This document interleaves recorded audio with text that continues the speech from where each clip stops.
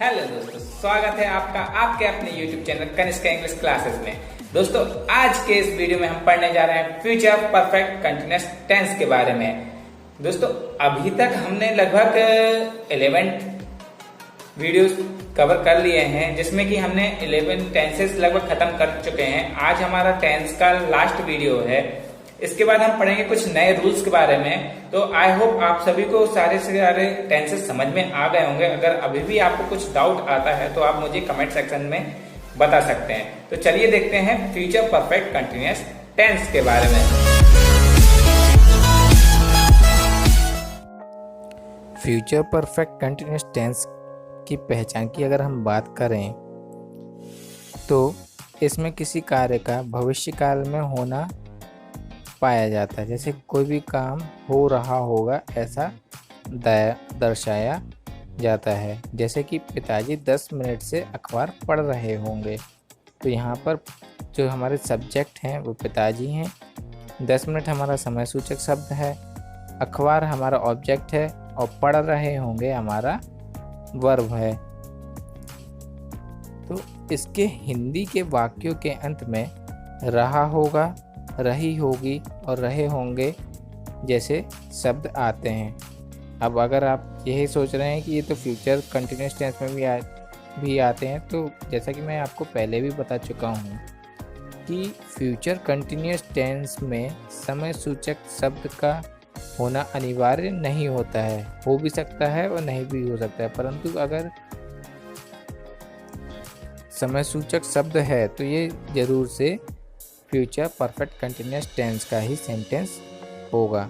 चलिए आगे कुछ और एग्जांपल से देखते हैं। जैसे कि सबसे पहले बारी आती है हमारे अफर्मेटिव सेंटेंस, जिसको हम हिंदी में सकारात्मक वाक्य भी कहते हैं।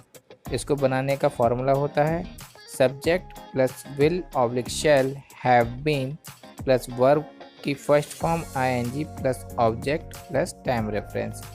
दोस्तों, यहाँ पर हेल्पिंग वर्ब हमने जो यूज़ की है विल और शैल हैव बीन का यूज़ किया है। आई और वी के साथ शैल का यूज़ करेंगे और बाकी सारे सब्जेक्ट्स के साथ हम विल का यूज़ करेंगे। जैसे कि पिताजी 10 मिनट से अखबार पढ़ रहे होंगे। The father will have been reading the newspaper for 10 minutes. माताजी आधा घंटे से खाना बना रही होंगी। The mother will have been cooking the food for half an hour. तो यहाँ पर जो माता जी हैं वो सब्जेक्ट हैं, आधा घंटे से हमारा समय सूचक शब्द है, खाना बनाना हमारा वर्ब है और रही होंगी हमारी पहचान है।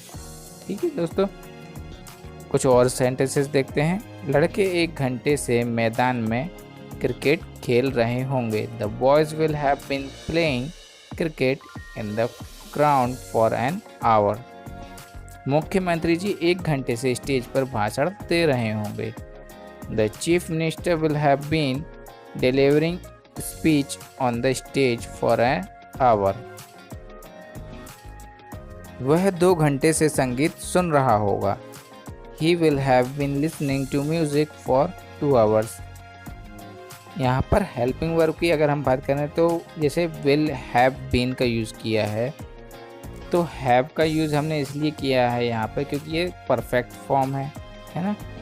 और विल ऑब्जेक्ट हमारा फ्यूचर को इंडिकेट करता है और बीन जो है हमारा कंटिन्यूअस को डोनेट करता है, इसलिए यहाँ पर हमने विल हैव बीन का यूज़ किया है।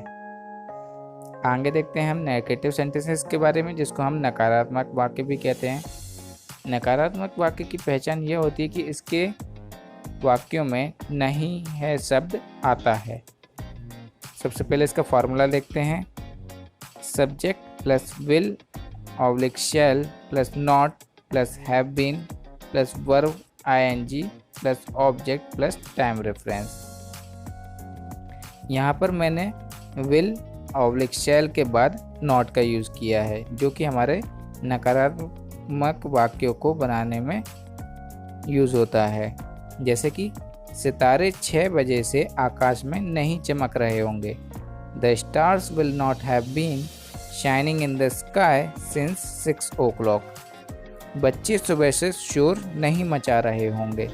The children will not have been making a noise since morning.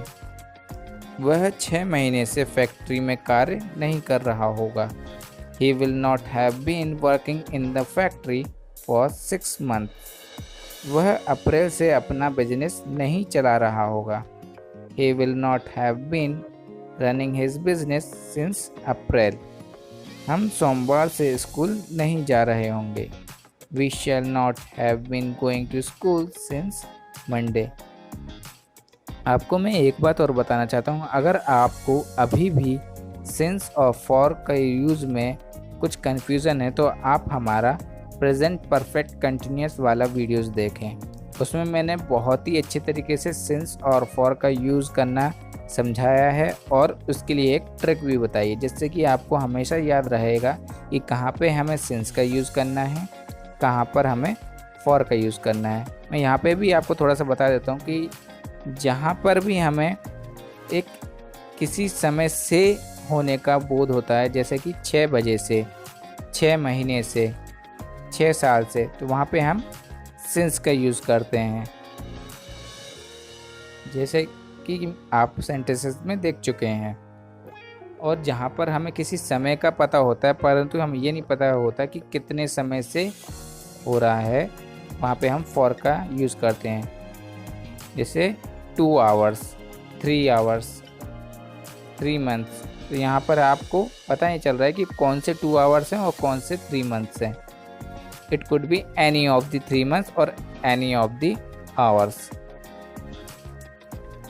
चलिए आगे देखते हैं हम इंट्रोगेटिव सेंटेंसेस के बारे में, जिनको हम प्रश्नवाचक वाक्य भी कहते हैं। प्रश्नवाचक वाक्य की पहचान यह होती है कि इसके सेंटेंसेस में क्या शब्द का हम यूज़ करते हैं।